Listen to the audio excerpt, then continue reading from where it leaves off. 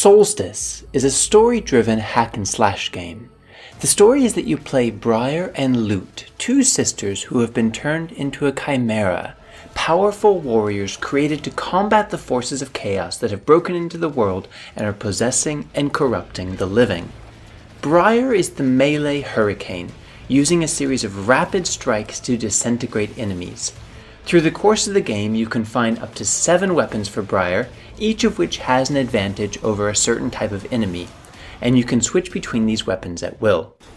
Lute has become a spirit, and she manages the team's aura, switching between a red and blue aura to maximize damage against enemies and to solve environmental puzzles.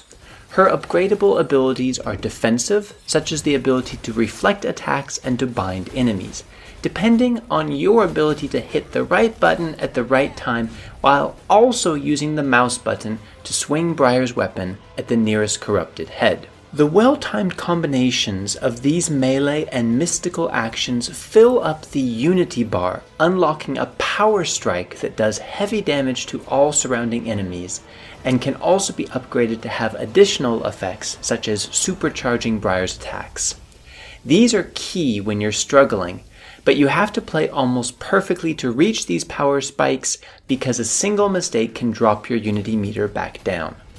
The increasingly complicated combat and grinding for better abilities is the primary game loop in Soulstice. Between crowded battles, there is some light exploration of the crumbling and lifeless town, some simple platforming, environmental puzzles to get through, and a lot of cutscenes that unfold a very cinematic story. The game has 5 difficulty levels, but 2 of them are unlocked only after completing the game on the previous difficulty level. On the standard difficulty, the game should take 17 to 20 hours to complete. So that tells you what this game has to offer. Now the question is, should you play it? But first, you should know that this will be completely free from the Epic Games Store for 1 week. Starting September 28th, 2023, you'll have a week to add it to your library and then install it whenever you want. And that is what we do on this channel. We play and review every free weekly game from the Epic Games Store, so you know if it's worth your time. So if you subscribe, you will never have to be bored ever again. So I was really excited to see that this game was coming free from Epic. The graphics are beautiful, it's driven by an interesting story, and even if I'm not a big fan of Dark Souls or Devil May Cry, the combat looked creative and engaging. And the thing is, all that is true, but the game just barely managed to ruin almost everything that it had going for it, at least in my experience. Starting with the story, which was inscrutable and confusing from the very beginning.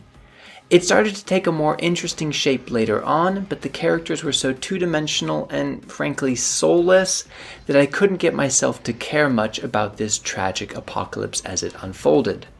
This made the many cinematic cutscenes nice to look at, but they felt more like an interruption. The environments were also very pretty, but exploration was made very frustrating by the camera angles, which would shift around unexpectedly, and especially made even the simple platforming quite frustrating at times. Outside combat, I felt less like I was exploring and more like I was being herded down a corridor by an unstoppable invisible hand, which broke my immersion and sense of discovery. In combat, you can sometimes control the camera, but still the game tries to choose the best angle for you, leading to sudden jumps, missed attacks, losing enemies in blind spots, and unpredictable reactions to walls and other barriers. I wouldn't say that the camera angle made combat impossible, because the combat was still the best thing about the game and was sometimes engaging, but the camera was the main thing holding back the fun. However, a smaller factor holding back the combat is that one of the most unique and interesting things about this game is the sense of teamwork between the two sisters, which feels great when I manage to get it into a flow. However, later in the game, it makes more sense to max out some of Lute's powerful defensive abilities, or pay close attention to switching Briar's weapons to the most advantageous against each enemy, and either approach undercuts the need to think much about teamwork. I do have to mention that the diverse monsters, and especially the really unique and unexpected boss fights, were a highlight of the game and showed how much thought the devs had put into that element. Also, the story has something to say, and the skill tree is more creative than in most other games. Overall, I don't think this is a bad game. There are a lot of good ideas and the potential is high, but several problems in the execution of those ideas left me bouncing off of it and forcing myself to get through enough to see everything the game has to offer. Big fans of Devil May Cry might appreciate it for the combat system, but other players will probably find better ways to spend their gaming time. If you're looking for a hack and slash game, we also reviewed Neo, which was free from Epic a couple years ago. Check out that review next and stay tuned so you don't miss out on any free games.